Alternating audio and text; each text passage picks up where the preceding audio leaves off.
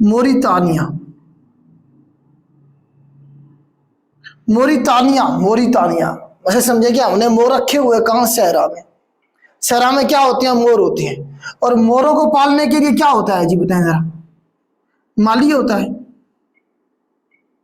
माली country. तो 3 मुल्क बनाए हमने यहाँ तरतीब से, वेस्टर्न सहारा, मोरितानिया और माली। माली को लैंड लॉक बनाया मैंने, देखे, माली को लैंड लॉक बनाया, ठीक है, समंदर को नहीं लगा। तो माली, मोरितानिया और वेस्टर्न सहारा। सहरा में क्या है, मोर है। मोरों को रखने के लिए क्या चाहिए, हमें एक माली चाहिए। हाँ जी, याद रहेगा आपको। इसके अंदर आप ये देखें कि हमारे पास जो माली है, माली के हवाले से एक सवाल बनता है। माली के हवाले से फ्रेंच सूडान तो इसे कहते ही कहते हैं। माली के हवाले से टिम्बकटू का बनता है एक सवाल। माली को इधर लिखता हूं, माली को फ्रेंच सूडान कहा जाता है। सवाल बना है कई दफा। इस तरह ये सूडान है हमारे पास,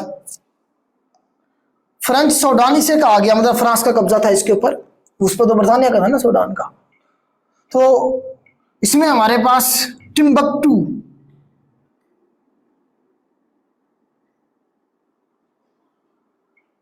टिम्बकटू, टिम्बकटू जो है आपने पढ़ा होगा एफएससी में सबक, hitch hack across the Sahara. वो बंदा जो है एक, जो सहारा डेजर्ट है उसे क्रॉस करने के लिए कोशिश करता है, फिर वो बेचारा अपना ऊंट जिबा करके उसके जो मैदे के अंदर बैली में जो पानी होता है वो भी पी जाता है सर्वाइवल के लिए। वो एक पूरा एक सबक पढ़ा होगा आप लोगों ने। तो टिम्बकटू का जिक्र आता है वहां, टिम्बकटू। वो टिम्बकटू बेसिकली जाना चाह रहा होता है। जब उसकी मां डराती है कि अगर सीधा हरकतें करेगा तो मैं क्या करूंगा, तू क्या करूंगी, तुम्हें टिम्बकटू भेज दूंगी। फिर उसके दिल में तजस्सुस पैदा होता है, फिर वो निकल पड़ता है टिम्बकटू के लिए। टिम्बकटू के बारे में सवाल आता है, जो किधर है, ये माली में है। टिम्बकटू माली में है। माली के हवाले से यहाँ से निकलता है दरिया जिसका नाम है हमारे पास नाइजर रिवर, ऐसे माली से निकलता है। तो टिम्बकटू जो है ये नाइजर रिवर के किनारे पर, नाइजर रिवर के किनारे पे हमारे पास टिम्बकटू है। नाइजर रिवर अफ्रीका का तीसरा लंबा दरिया है। सबसे लंबा दरिया नील, दूसरा लंबा कांगो रिवर, तीसरा लंबा नाइजर रिवर। नाइजर रिवर की लेंथ तकरीबन 4180 किलोमीटर है। नाइजर रिवर नाइजर के अंदर है और माली के अंदर है, नाइजर रिवर, ठीक है, याद रहेगा। टिम्बकटू, माली का कैपिटल देखिएगा क्या है, मेरे ध्यान में नहीं आ रहा। बमाको तो नहीं है, नहीं बमाको नहीं है, चेक कीजिएगा, ये भी ऐड कीजिएगा। माली का चेक करके बताएं, अगर इंपॉर्टेंट है तो मैं करवा दूंगा, आपको ऐड करवा दूंगा। माली का मुझे ध्यान में नहीं आ रहा है, क्या बता रहे हैं, दिखाएं। हाँ बमाको है, ठीक है। बमाको के बारे में मेरे ख्याल से कभी सवाल बना नहीं है, लेकिन बन सकता है। थोड़ा सा मुझे लग रहा है कि कहीं ना कहीं पूछा गया। बमाको लिखें जरा, लिख लें बेटा, ऐड कर लें बमाको। बमाको, बमाको भी नाइजर रिवर के किनारे पे है। बमाको और टिम्बकटू दोनों नाइजर रिवर के किनारे पे हैं, शायद कभी पूछा जाए। हमने चंद एक कैपिटल किए हैं, चंद एक करेंसी की है हमने। करेंसी तो अभी तक हमने 2-3 की हैं बस, ठीक है। अफ्रीका की की हमने रैंड, जैसे हमने इजिप्ट की थी बस। मोरक्को की थी हमने दिरहम, बस 2-3 करेंसियां की हैं हमने। कैपिटल हमने कुछ ज्यादा किए हैं यहाँ, ठीक है। आगे चलते हैं, इसे मैं रेस करता हूँ, कुछ और मुल्क देखते हैं हम। टाइम तो है हमारे पास बहुत है, चलें जी। यहाँ बेटा मुल्क बनाएंगे 4 बल्कि, उनका जी से शुरू होगा नाम, जी जी जी और जी, 4 जी बनाने हैं हमने। यहाँ पे थोड़ी सी जगह छोड़ देनी है इसके नीचे। Number 1 number 2, number 3, number 4। 4 जी से, पहले जी से गुनिया, GUNIA गुनिया। दूसरे जी से गुनिया बसाओ। तीसरे जी से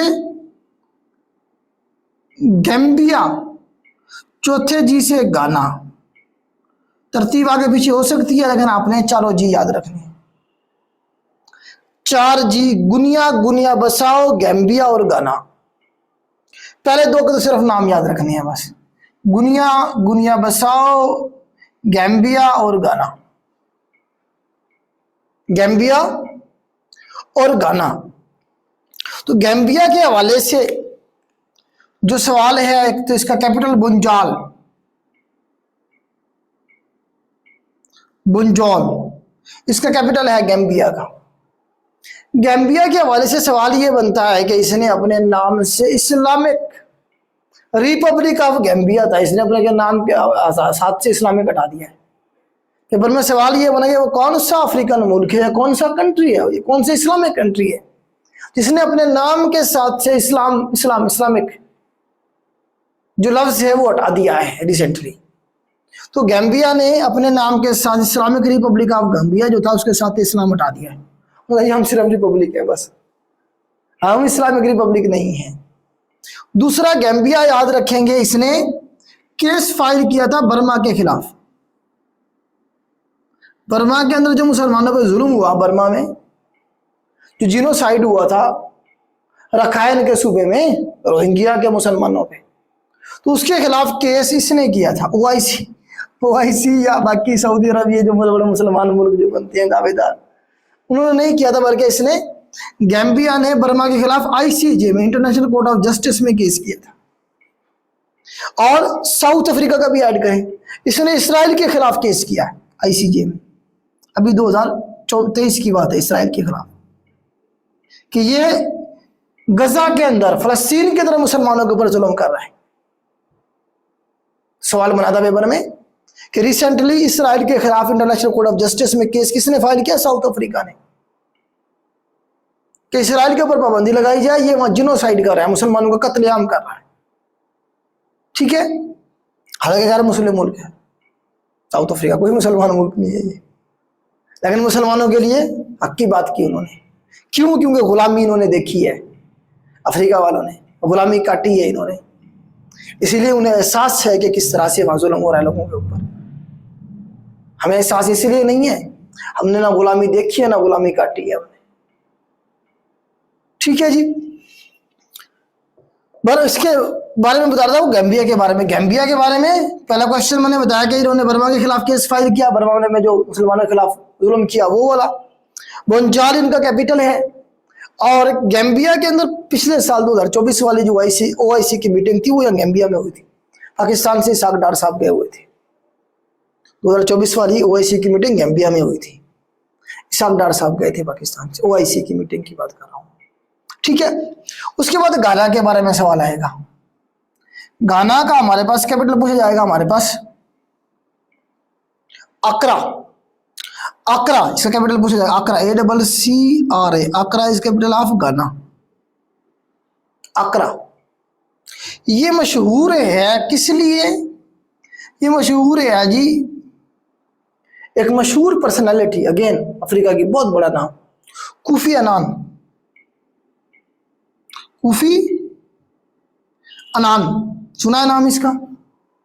कोफी अनान का जबरदस्त पर्सनालिटी, अजीम आदमी। अगेन मेरे ख्याल 2018 में इसकी डेथ हुई है कोफी अनान की, शायद, या शायद अभी जिंदा है, एग्जैक्टली मुझे याद नहीं है, मेरे ख्याल से डेथ हो गई है शायद, चेक कीजिएगा कोफी अनान की। अच्छा, कमीशन क्यों? अच्छा, इसका पुराना नाम पूछता है वो गाना का, गोल्ड कास्ट। गोल्ड कास्ट है जिसका पुराना नाम, गाना का पुराना नाम गोल्ड कास्ट। अंग्रेजों ने इसका नाम रखा था, सारा सोना यहीं से लूट के ले जाते थे अंग्रेज। गोल्ड कास्ट, कास्ट का मतलब समुद्री हदूद होती है। ठीक है, कोफी अनान 7वां सेक्रेटरी जनरल रहा, किसका? OIC का, OIC कह रहा हूँ, UNO का, UNO का 7वां सेक्रेटरी जनरल रहा। कौन? कोफी अनान। 1997 से लेके 2006 तक, जब ये अफगानिस्तान पे अटैक हो रहा था, जब इराक पे हमला हुआ अमेरिका ने जब किया, तो ये ओआईसी का सेक्रेटरी, ओआईसी का ना, यूएनओ का सेक्रेटरी जनरल था, इसने डट के मुखालफत की थी अमेरिका की, लेकिन उसके बावजूद भी अमेरिका ने इसकी एक बात नहीं सुनी। ओआईसी का सेक्रेटरी जनरल कौन रहा जी? 7वां ओआईसी कहता हूं, फिर यूएनओ बेटा, गलती से ओआईसी कह रहा हूं मैं बार बार। ये ओआईसी की मीटिंग थी यहाँ पे मोन्जाल में, गैम्बिया में, जहाँ पे इसाक डार साहब गए हुए थे। यूएनओ का 7वां सेक्रेटरी जनरल हमारे पास 1997 से लेकर 2006 तक कौन रहा? यही साहब रहे, कोफी अन्नान। ये जबरदस्त आदमी इसलिए थे, इनके बारे में सवाल आता है, first secretary general of UNO from ranker staff. ये वहां किसी छोटी पोस्ट पे गया यूएनओ, क्लर्क शर्क लगा जाके, अपनी काबिलियत की बिना पे वो तरक्की करता करता जो दुनिया की सबसे बड़ी सीट अगर कोई है तो वो यूएनओ के सेक्रेटरी जनरल की है। रिटर्न फॉर्म में यूएनओ का सेक्रेटरी जनरल अमेरिका के प्रेसिडेंट से भी ज्यादा ताकतवर है, रिटर्न फॉर्म में, कागजी कार्रवाई में। दुनिया की सबसे बड़ी सीट पे पहुंचा ये बंदा, यहां से उठ के, जंगल से उठ के। ये रैंकर स्टाफ, रैंकर स्टाफ का मतलब ये है कि वो क्लर्क था छोटे स्केल पे, फिर तरक्की करता करता ऊपर गया, डायरेक्ट नहीं लाया गया, ठीक है। इसने बहुत सारे रिफॉर्म्स किए यूएनओ में। इसने कहा कि यार ये 5 मुल्कों की मोनोपोली है, P5 जो है, 5 बड़े मुल्क जो है जिनके पास वीटो पावर है, बरतानिया, अमेरिका, फ्रांस, रशिया, चाइना, जो चाहती है फैसला कर लेती। ये क्या तरीका? देखिए ना, यूएनओ का जो सिक्योरिटी काउंसिल जो है यूएनओ की, उसके टोटल 15 मेंबर हैं। 15 में से 5 जो है परमानेंट हैं, जिन्हें P5 भी कह देते हैं। 10 नॉन परमानेंट हैं। यूएनओ के ऊपर लेक्चर अलग से पड़ा हुआ है मेरे यूट्यूब चैनल, वहां से देख लेना, सारी डिटेल बताई गई है, पूरा इसकी कंपोजिशन स्ट्रक्चर बताया मैंने। जो 5 परमानेंट है उसमें यूके है, बरतानिया है, यूएसए है, यूके है, फ्रांस है, रशिया है और चाइना है। इनके पास वीटो पावर है, मतलब जो फैसला चाहे कर लेती हैं, ठीक है। जो में 10 नॉन परमानेंट हैं, ये 2-2 साल के लिए आते हैं बेचारे, 2-2 साल के लिए। पाकिस्तान भी इसका इस वक्त मेंबर है, 2 ईयर्स के लिए आते हैं। तो पाकिस्तान 2026 और 2027 के लिए मेंबर बना हुआ है, अभी 8वीं दफा बना है पाकिस्तान। ये भी सवाल बन सकता है, 8वीं दफा पाकिस्तान बना है नॉन परमानेंट मेंबर, 2 साल के लिए होता है। 1952-53 में पहली बार बना था, अभी 2026 और 2027 के लिए बना है। 25-26 है 25-26 का है मेरे ख्याल से, क्योंकि अभी 26 तो शुरू ही नहीं हुआ। 25 और 26 ये 2 साल है। बार के मेंबर है, हाँ मेंबर है इस वक्त पाकिस्तान। अच्छा, तो ये 10 जो है नॉन परमानेंट है।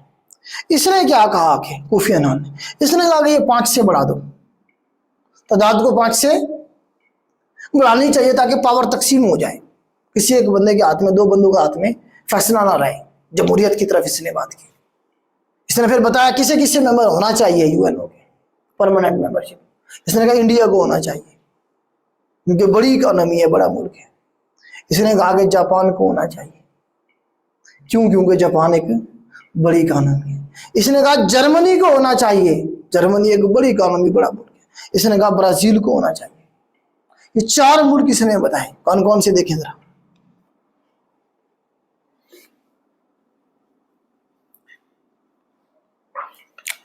इंडिया, कौन कौन से 4?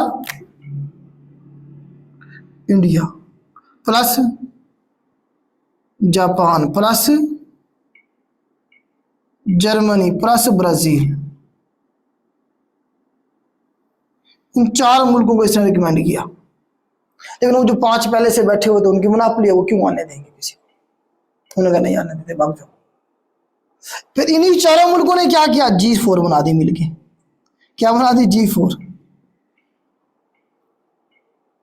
अब G4 जो ऑर्गेनाइजेशन बनी वो 2005 में बनाई गई। सवाल बनेगा कि G4 कब बनी? 4 में बनाई गई, 2005 में, मेरे ख्याल से 2005 का साल है, 2005 का साल है जी। G4 बना दिए उन्हें।